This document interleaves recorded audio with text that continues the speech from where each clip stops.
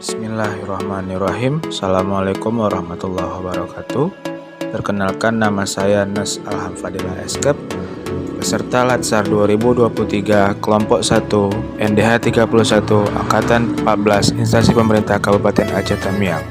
Di sini saya akan menjelaskan mengenai rancangan aktualisasi tentang optimalisasi edukasi dari perawat terhadap pasien dan keluarga dengan riwayat hipertensi. Latar belakang dalam melaksanakan fungsinya, ASN dituntut untuk selalu menerapkan nilai-nilai dasar, yaitu berakhlak, berorientasi pelayanan, akuntabel, kompeten, harmonis, loyal, adaptif, serta kolaboratif. Dalam hal ini, Rumah Sakit Kabupaten Aceh Tamiang merupakan institusi di mana pelayanan kesehatan yang melayani kesehatan perorangan secara paripurna. Menurut WHO, rumah sakit berfungsi menyediakan pelayanan paripurna yang meliputi penyembuhan dan pencegahan kepada masyarakat. Berdasarkan observasi penulis selama bekerja di rumah sakit, kasus hipertensi merupakan salah satu dari 5 clinical pathway yang mendominasi pasien di ruang tersebut. Salah satu penyebabnya adalah kurangnya edukasi dari perawat untuk menjelaskan kepada pasien dan keluarga akan pentingnya mengkonsumsi obat antihipertensi yang harus diminum secara teratur seumur hidup. Hal inilah yang mendasari penulis membuat rancangan aktualisasi dengan judul Optimalisasi Edukasi dari Perawat terhadap Pasien dan Keluarga dengan Riwayat Hipertensi.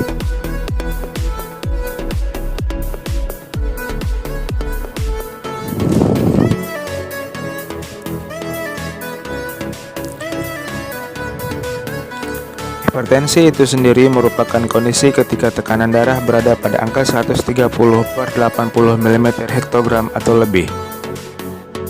Hasil penelitian WHO, hampir setengah dari kasus serangan jantung disebabkan oleh tekanan darah tinggi. Berikutnya gambaran organisasi. RUSD Aceh Tamiang merupakan tempat di mana penulis bekerja yang meliputi visi dan misi. Visi dan misi RSUD Kabupaten Aceh Tamiang. Visinya ialah menjadikan rumah sakit yang berkualitas dan profesional. Misinya mewujudkan pelayanan kesehatan yang aman, efektif, efisien melalui standarisasi tata kelola rumah sakit serta sesuai dengan nilai sosial dan budaya. Misinya ialah kemudian meningkatkan kompetensi dan profesionalisme sumber daya manusia dan menyediakan sarana dan prasarana yang aman, bermutu, serta mengembangkan promosi pelayanan kesehatan. Tugas dan pokok fungsi perawat. Tugas pokok dan fungsi perawat adalah ada 10 poin. Salah satunya ialah memberikan penyuluhan kesehatan kepada pasien atau keluarga sesuai dengan kondisi dan kebutuhan pasien.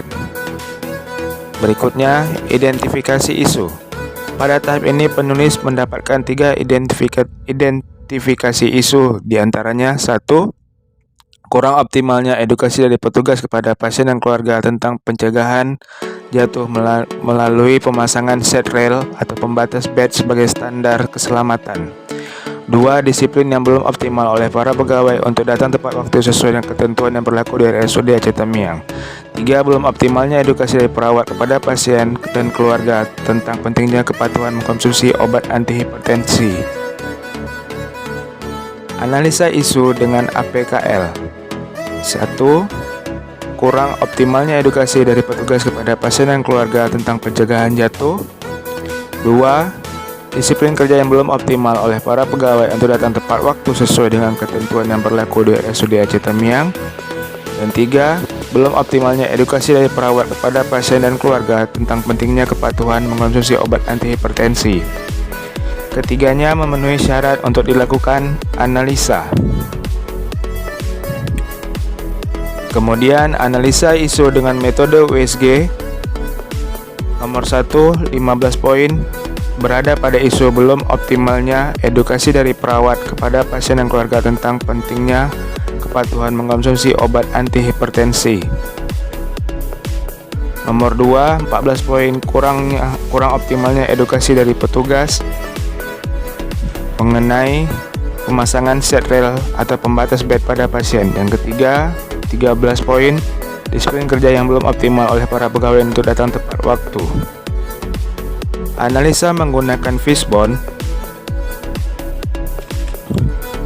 Yang pertama, manusia, yaitu kurangnya rasa peduli perawat terhadap pasien. 2. Pengetahuan, kurangnya pengetahuan perawat akan bahaya dari hipertensi yang berulang. 3. Kurangnya media edukasi dalam penyampaian informasi tentang hipertensi. 4. Lingkungan kerja dari rekan-rekan kerja yang kurang mendukung.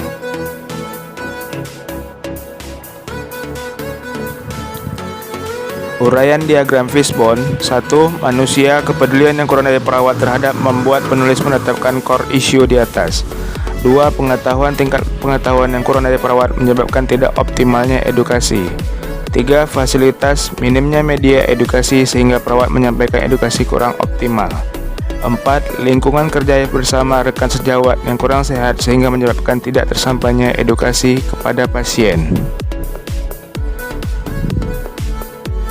Dampak yang akan terjadi bila tidak dilakukan penyelesaian adalah 1. Banyaknya kasus hipertensi berulang atau kambuhan yang masuk ke rumah sakit. 2. Banyaknya kasus hipertensi yang berulang seringkali disertai dengan komplikasi diagnosa penyakit dari pasien, misalnya stroke atau CKD. 3. Menurunnya kualitas layanan kesehatan dengan banyaknya kasus hipertensi yang masuk ke rumah sakit. 4. Menurunnya tingkat kepuasan pasien akan layanan kesehatan di RSUD Aceh Tamiang. Konsekuensi hasil dari kegiatan kreatif yang dilakukan untuk pemecahan masalah berdasarkan fishbone. 1. Manusia, dengan dilakukannya sosialisasi maka diharapkan perawat akan lebih peduli dan pasien juga mendapatkan bekal ilmu dalam penerapan sehari-harinya. 2. Pengetahuan, dengan dilakukannya sosialisasi maka diharapkan pengetahuan perawat dan pasien menjadi lebih baik. 3. Fasilitas, dengan diadakannya sosialisasi maka tersedianya leaflet yang akan ditinggalkan penulis di ruangan untuk dibawa pulang oleh pasien. 4. Lingkungan. Matriks rancangan aktualisasi. Pengumpulan. 1. Pengumpulan data. 2. Kolaborasi. 3. Pembuatan media edukasi berupa leaflet atau booklet. 4. Sharing knowledge kepada perawat dan edukasi kepada keluarga dan pasien. Dan 5 adalah evaluasi untuk melakukan analisa terhadap hasil edukasi terhadap pasien dan keluarga.